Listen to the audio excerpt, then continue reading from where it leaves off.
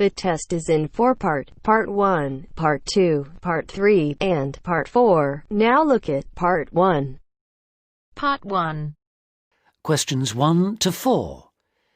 You will hear a talk about a museum. You should answer the questions as you listen because you will not hear the recording a second time. First, you have some time to look at questions 1 to 4.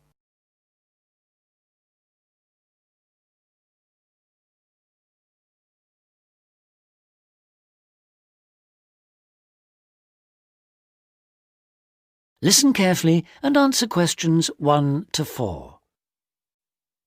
Welcome to the Museums UK audio series, a collection of downloadable audio files introducing the best of British museums.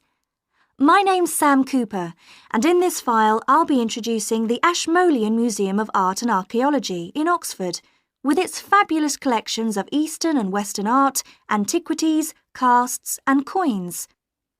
It's one of the oldest public museums in the world, and it's actually part of Oxford University, though it's free to go in whether you're a student or not. You'll find the main museum in Beaumont Street, near the centre of Oxford, close to both the railway station and the bus station.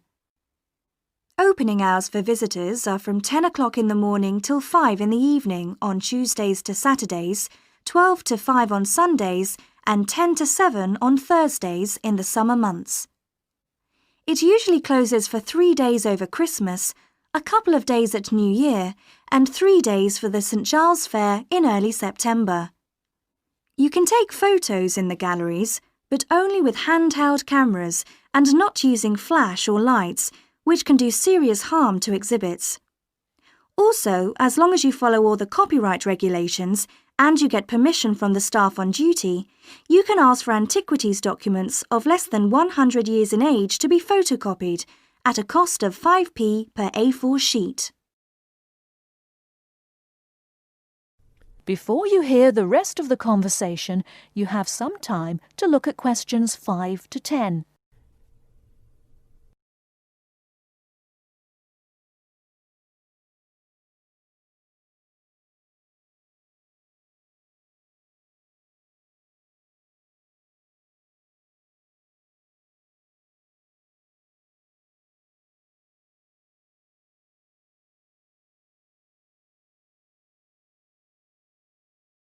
Now listen and answer questions 5 to 10.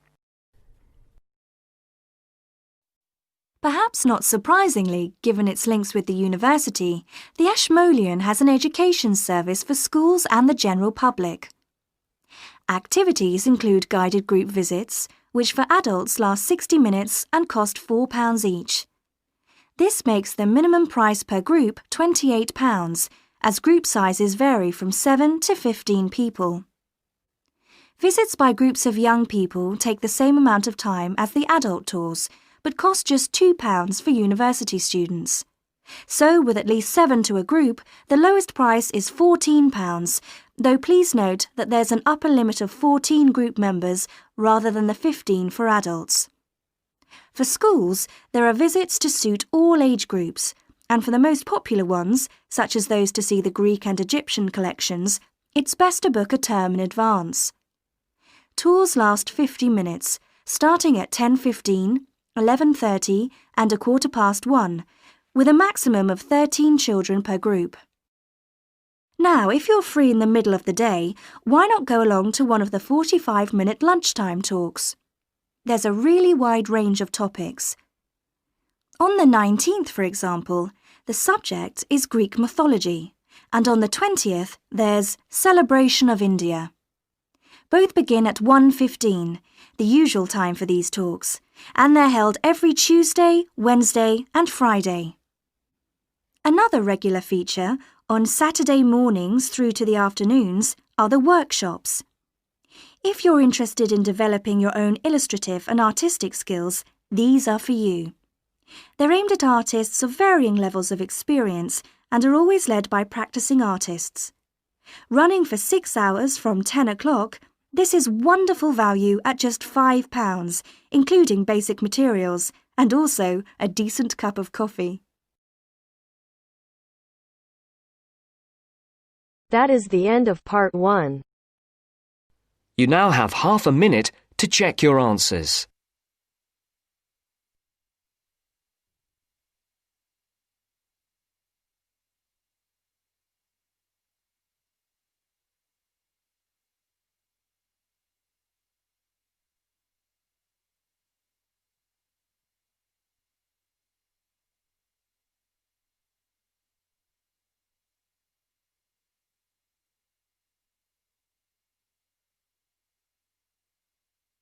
Now turns to part 2. Part 2. You will hear a man, Martin Hill, phoning an estate agent in order to find some accommodation. First, look at questions 11 to 14.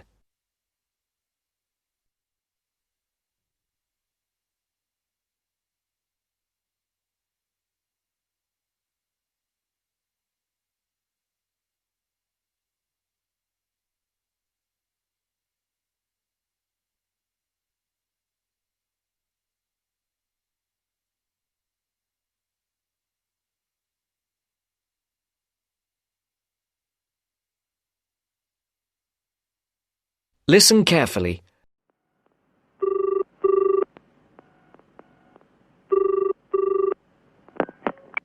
Hello, Brindle's estate agents here. How may I help you? Oh, good morning. I'm ringing to see what flats you have for rent at the moment. Right. Can I start by just taking your name, Mr. Hill. Martin Hill. Right. And are you looking for a flat for yourself or, a family, perhaps? Well, it's for 3 of us, myself and 2 friends. We're going to share together. I see. What about employment? Are you all students? Oh, no, we've all got full-time jobs. 2 of us work in the central bank, that's Chris and me, and Phil, that's the other one, is working for Hallam Cars, you know, at the factory about 2 miles out of town. I'll put you down as young professionals then. And I suppose you'll be looking for somewhere with 3 bedrooms? Yeah, at least 3.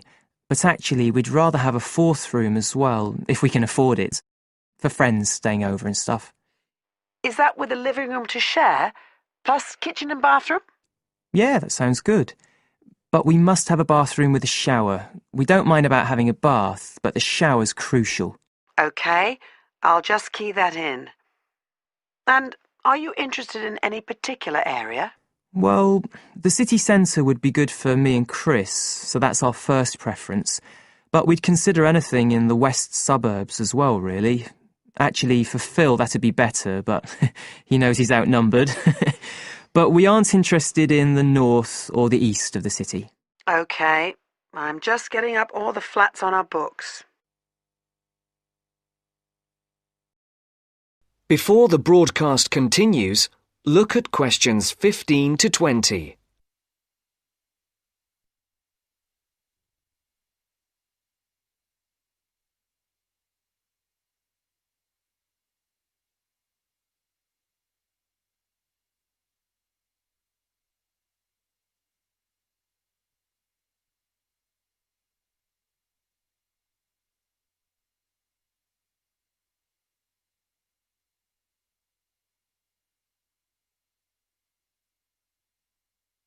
You will now listen to the second part of the talk. Just looking at this list here, I'm afraid there are only 2 that might interest you. Do you want the details? OK, let me just grab a pen and some paper. Fire away. This first one I'm looking at is in Bridge Street and very close to the bus station. It's not often that flats in that area come up for rent. This one's got 3 bedrooms, a bathroom and kitchen, of course, and a very big living room. That sounds a good size for you. So what about the rent? How much is it a month? The good news is that it's only £450 a month. Rents in that area usually reach up to $650 a month, but the landlord obviously wants to get a tenant quickly. Yeah, it sounds like a bit of a bargain. What about transport for Phil? Well, there'll be plenty of buses, so no problem for him to use public transport. But unfortunately there isn't a shower in the flat, and that location is likely to be noisy, of course. OK. What about the other place? Let's see. Oh, yes. Well, this one is in a really nice location, on Hills Avenue. I'm sure you know it. This looks like something a bit special. It's got 4 big bedrooms and, there's a big living room. And, oh, this will be good for you, a dining room. It sounds enormous, doesn't it? Yeah, it sounds great. That whole area is being developed, and the flat's very modern, which I'm sure you'll like. It's got good facilities, including your shower. And of course it's going to be quiet, especially compared with the other place. Better and better. But I'll bet it's expensive, especially if it's in that trendy area beside the park. I'm afraid so. They're asking £800 a month for it. Whoa, it sounds a lot more than we can afford. Well, maybe you could get somebody else to move in too. I'll tell you what, give me your address and I can send you all the details and photos, and you can see whether these two are worth a visit. Thanks, that would be really helpful. My address is flat 5. That is the end of part 2. You now have half a minute to check your answers.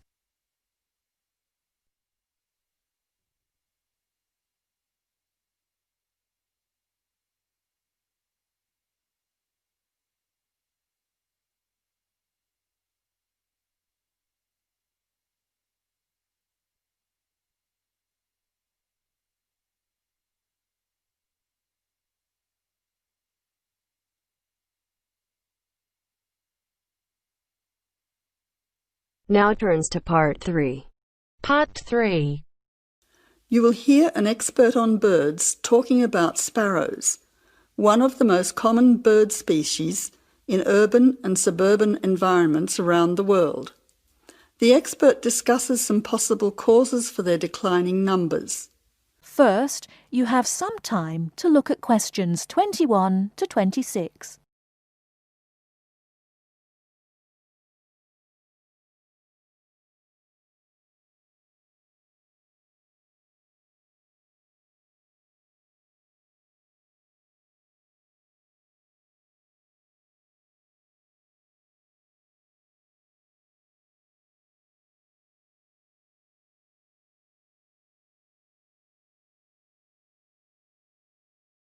Now listen carefully and answer questions 21 to 26.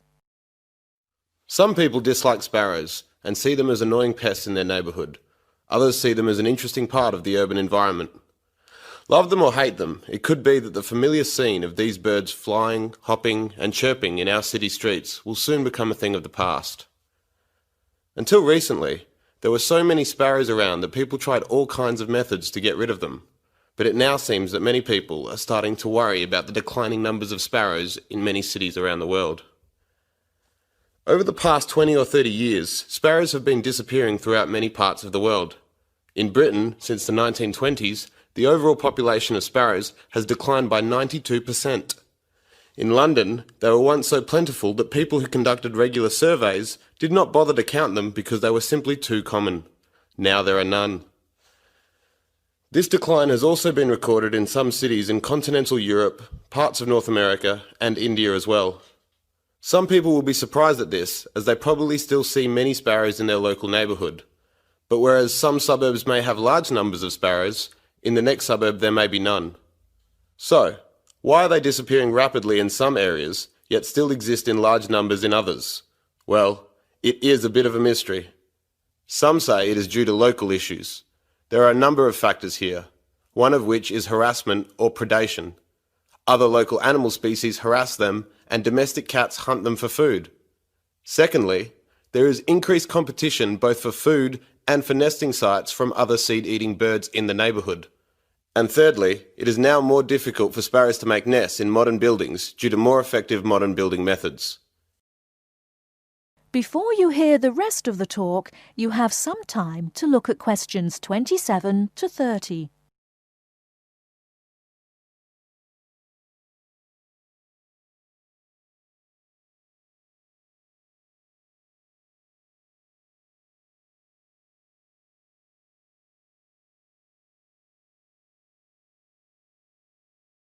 Now listen and answer questions 27 to 30.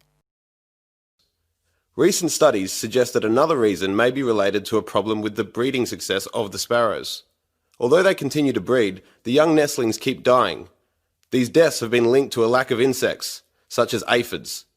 This decrease in the availability of insects, it is believed, then causes the young nestlings to die of starvation or dehydration. It seems that there is a growing worldwide shortage of insects, and our modern urban lifestyle with the increasing use of motor vehicles is being blamed for it. It is suggested that the carcinogenic chemicals released into the atmosphere by unleaded car exhaust fumes is having an impact on insect numbers. Another theory, which is thought to be affecting sparrow numbers, is connected to our technological advancement. According to some experts, the mobile telephone towers that are now a feature of our modern cities emit electromagnetic radiation, which might affect the sparrows' central nervous systems and result in their death. The evidence is only circumstantial, and sparrows still continue to thrive in some major cities. However, it is interesting to note that in the 1990s, the use of mobile phones and unleaded petrol skyrocketed, and both coincide with the period of the sparrows' declining numbers in many modern cities. That is the end of part 3. You now have half a minute to check your answers.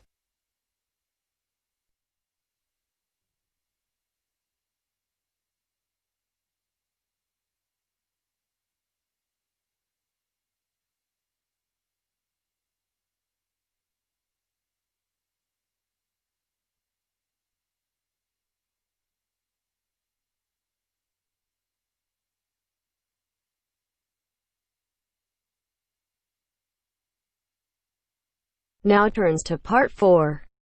Part 4.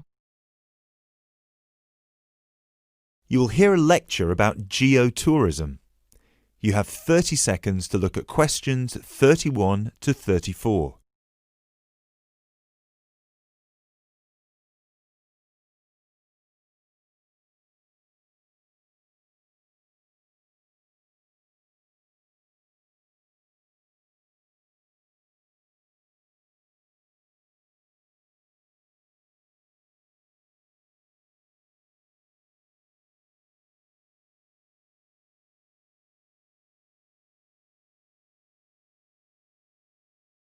Now, I'd like to move on to talk about something called geotourism. Geotourism is very basically leveraging the benefits of tourism for local communities. I would just like to give you a couple of statistics which are very illustrative of the current situation with regard to young travellers and international tourism. Firstly, tourism has an impact on more people worldwide than any other industry. Indeed, it has an impact on 1 in every 2 people, either directly or indirectly. The second statistic is that in global tourism, there is a 97% economic leakage. This means that if you spend £100 on going on holiday, normally only £3 of that money will actually reach the people who are giving you the services and the accommodation, for example, in the destination.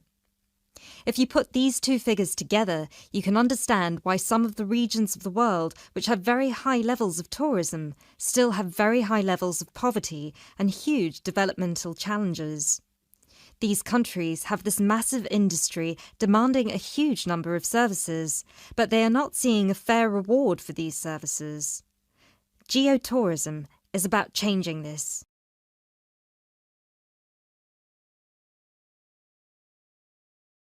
You now have 30 seconds to look at questions 35 to 40.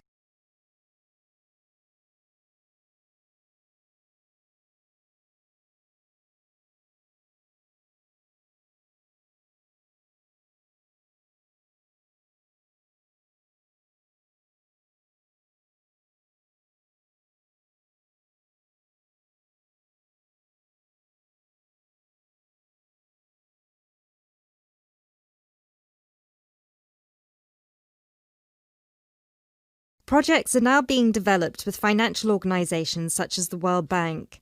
One of these involves developing a technology platform which is bringing grassroots travel products such as hotels, locally owned hotels, not global chains, very locally owned tour operators to the international travel market, therefore avoiding the middlemen. These middlemen often cut them out of the market completely or just make their business unsustainable. Another way that geotourism can be promoted is through the niche travel market of volunteering. These days, a significant number of older teenagers want to spend a gap year, either between school and university or university and employment. Often, these people want to spend some or all of their year volunteering, but they either don't have the money or don't feel inclined to pay the main volunteering organisation businesses the fee they require, which can be as high as £3,500. What they are looking for is an organisation who can connect them with people on the ground, who can suggest worthwhile local projects. So, this is a real win-win scenario. The organisers charge a small flat fee, which then goes to the local contact. Thus, the local contact gets a very good commission just for one customer. The customer is also saving a large amount of money and time, both of which they can give to the projects they end up working on. There is still quite a long way to go before poverty in the most popular of tourist areas is eradicated, but a focus on this type of geotourism could provide an answer.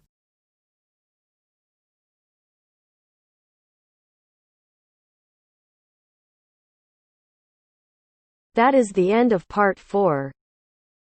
You now have half a minute to check your answers.